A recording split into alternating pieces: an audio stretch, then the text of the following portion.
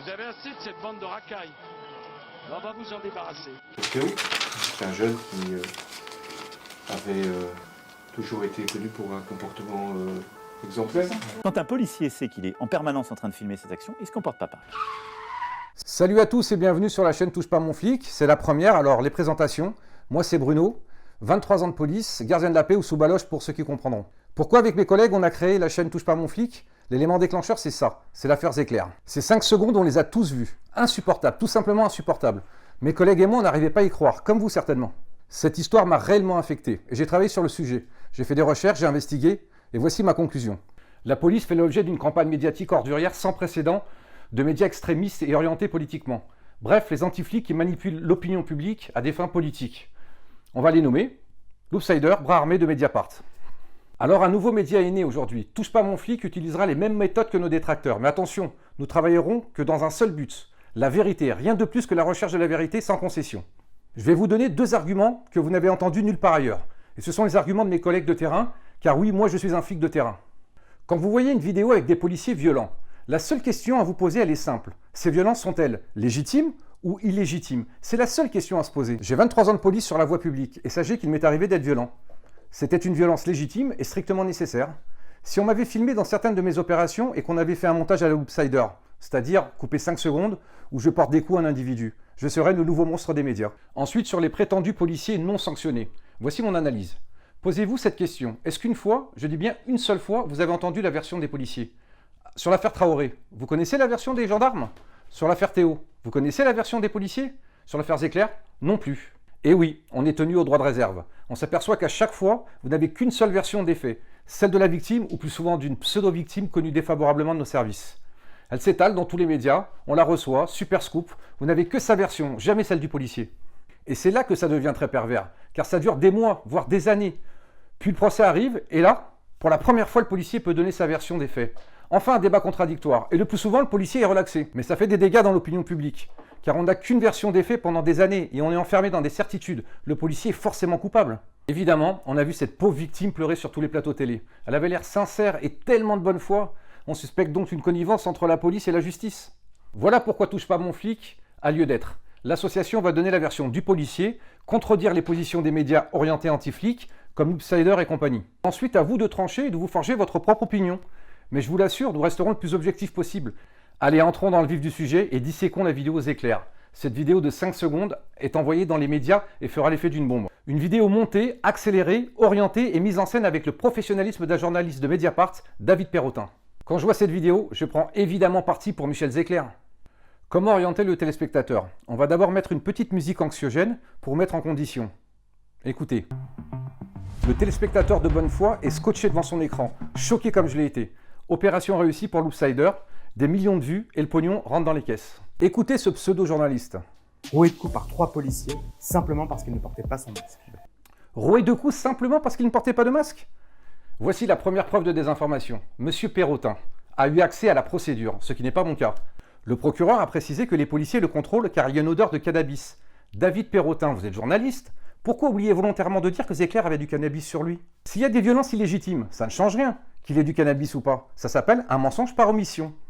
On va maintenant vous démontrer que mes collègues sont sur une interpellation avec une rébellion. Et ensuite, ça sera à vous de vous forger votre propre avis. Si ce sont des violences policières légitimes ou illégitimes. Et là, on va remercier M. Perrotin qui va nous donner raison. On l'écoute. Sans dire un mot, les policiers pénètrent de manière totalement illégale dans ces studios et tentent de le faire ressortir. Les policiers pénètrent de manière totalement illégale dans ces studios et tentent de le faire sortir? Tentent de le faire sortir? C'est tout à fait ça, monsieur Perrotin. Mes collègues tentent de le faire sortir. Donc là, on est sur la vidéo complète sur le site Loopsider. On ne change pas une équipe qui gagne, on remet une petite musique anxiogène et on écrit en gros « l'agression de Michel ». Voilà une atteinte à la présomption d'innocence flagrante. Agression présumée, monsieur Perrotin. Présumée. Nous prenons la vidéo de Loopsider telle qu'elle, sans aucun montage. Nous garderons même la musique anxiogène. Nous ajouterons juste des flèches et des cercles pour une meilleure compréhension. Donc là, on voit mon collègue tenir Zecler pour l'empêcher de reculer. Le second policier parlemente et essaie de lui faire lâcher la poignée de la porte. On le voit très bien. Spécialité de Loopsider, accélération de la vidéo pour donner une impression de violence à la scène, alors que les policiers n'ont pour l'instant porté aucun coup et tentent de faire sortir Zecler en utilisant la force strictement nécessaire. On voit le policier tenter d'enlever la main de Zecler qui essaie de refermer la porte. N'oublions pas que Zecler sait qu'il a 9 amis au sous-sol. Premier coup de pied du policier sur le tibia de Zecler pour tenter de le faire sortir. On le voit, c'est indéniable, le tirer en arrière. Le policier tente de lui faire peur en simulant des coups de poing pour qu'il lâche prise. N'oublions pas que ces images sont en accéléré.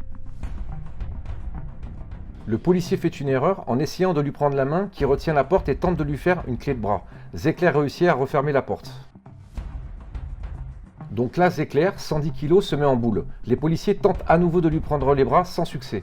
Pour l'instant, aucun coup de portée, à part les premiers coups de pied. Donc les policiers essaient de le maîtriser, en vain. Premier coup porté pour faire lâcher Zecler, un deuxième coup. Zecler ne se laisse toujours pas faire. Et là, le collègue passe un appel radio. Regardez les collègues derrière, tentant encore d'essayer de maîtriser Zecler. Pour l'instant, pour moi, il n'y a aucune violence policière illégitime. Faites-vous votre avis.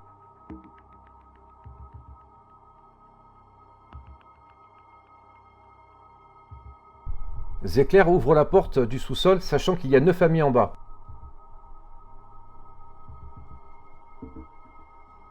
On devine qu'il les appelle. Mettons-nous à la place de ces 3 policiers. Ils tentent d'interpeller un individu sans masque avec une forte odeur de cannabis et se retrouvent enfermés dans 3 mètres carrés et l'individu a réussi à appeler des renforts. Stress, peur, énervement. Voilà les images qui vont être reprises en boucle. 4 coups avec la main droite du premier policier, 3 coups de poing de l'autre policier.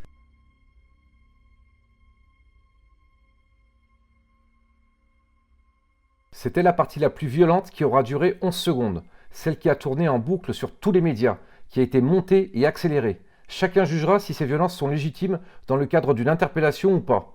Pour répondre à cette question, il faut l'avoir vécu. Ce qui est certain, c'est qu'il ne s'agit pas d'un passage à tabac de 20 minutes comme M. Perrotin vous l'a vendu dans ses vidéos.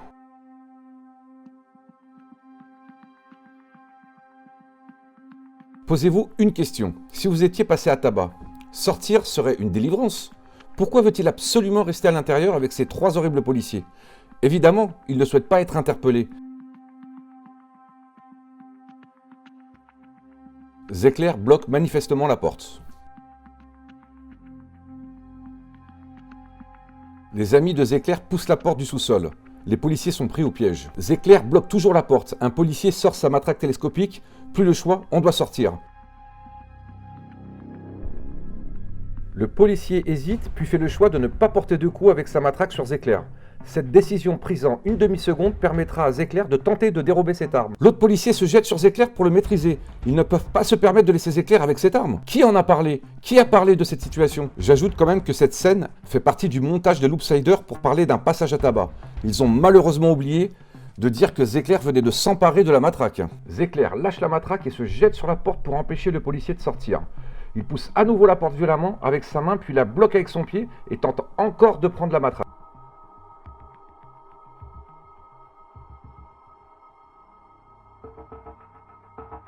Le policier à gauche tire la porte et Zecler bloque avec son pied. Pas d'autre choix pour l'autre policier de porter 2 coups à Zecler, ce qui permettra enfin à l'autre policier d'entrouvrir cette porte. Là, chose complètement folle. Aucun média n'a vu ça. Le policier monte avec ses 2 jambes. Oui, avec ses 2 jambes sur la porte pour réussir à l'ouvrir. Zecler se tient avec la main gauche sur le rebord blanc pour ne pas sortir. Le policier récupère la matraque de son collègue et porte 2 coups sur le bras de Zecler pour le faire lâcher. Les policiers ont parlé d'une tentative de vol d'armes. À vous de juger. Le policier derrière Zecler pousse pour tenter encore une fois de le faire sortir. En vain. Toujours cette scène surréaliste du policier debout sur la porte. Loopsider n'a pas jugé bon de vous montrer cette scène qui discrédite la version de Zecler. Les jeunes ont réussi à rentrer et Zecler est sauvé. Voilà ce qui s'est passé ce jour-là. Je suis resté le plus objectif possible. À vous de vous forger votre propre avis. Ces violences policières étaient-elles légitimes ou illégitimes? Mais ce n'est pas fini. On a décidé d'analyser la suite et croyez-moi, c'est saisissant.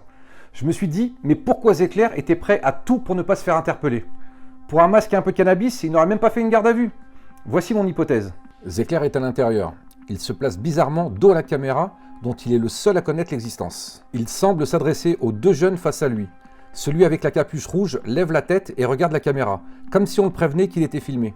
Il semble retirer quelque chose de sa chaussure ou de sa chaussette qui serait peut-être tombé à terre. Bizarrement, le jeune avec la capuche rouge s'assoit une demi-seconde sans aucune raison puis se relève aussitôt. Zecler est toujours dos tourné à cette caméra et cache ce que fait le jeune qui se relève aussitôt. On voit le jeune avec la capuche regarder la caméra. Le jeune à gauche ouvre sa main droite comme s'il attendait qu'on lui donne quelque chose. Voici donc mon hypothèse. Zecler devait détenir quelque chose d'illicite, autre que le cannabis retrouvé sur lui. Et c'est pour ça qu'il a tout fait pour ne pas se faire interpeller. Je ne jette pas la pierre aux médias, politiques, people et autres d'avoir condamné, voire lynché mes collègues sur la place publique. Ils ont été dupés comme je l'ai été, par les 5 secondes montées par Loopsider. Mais aujourd'hui, au vu des images que je viens de disséquer, montrer une autre version des faits serait un moindre mal pour un débat contradictoire médiatique que toute démocratie est en droit d'attendre. Enfin, petit florilège des incohérences de David Perrotin, qui est soit très négligent, soit désinforme sciemment. 20 minutes. 20 minutes de tabassage en règle. 5 minutes et 12 secondes de violence continue. Pendant 5 minutes et 12 secondes en effet, les policiers du 17e arrondissement infligent plus d'une vingtaine de coups de poing et une dizaine de coups de pied à la victime. Michel reçoit aussi plus d'une quinzaine de coups de matraque. Au total, je pense qu'il y a plus d'une centaine de coups. Monsieur Perrotin, vous feriez un piètre policier, car notre camp à nous est celui de la vérité. Pas du buzz à des fins politiques ou financières. Quand le site Loopsider monte une vidéo, l'accélère et oublie le mot présumé, il y a intention de désinformer.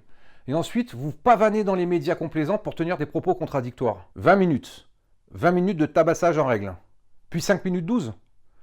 45 coups portés, puis plus d'une centaine. On n'a décidément pas vu la même vidéo.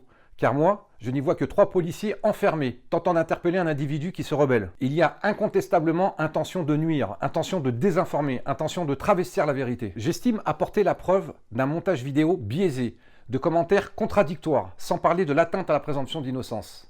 L'association Touche pas à mon flic sollicite auprès de Monsieur le procureur de la République l'ouverture d'une enquête pour altération d'un document privé en vue de faire obstacle à la manifestation de la vérité. Il y aura un avant et un après affaire Zecler. C'est la première fois que des policiers partent en préventive après une vidéo orientée et partisane.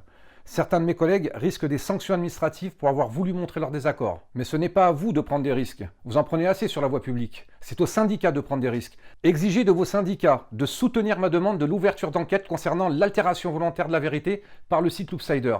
De mettre en demeure le site Loopsider, de respecter la présomption d'innocence de nos collègues et de se mettre en conformité dès à présent.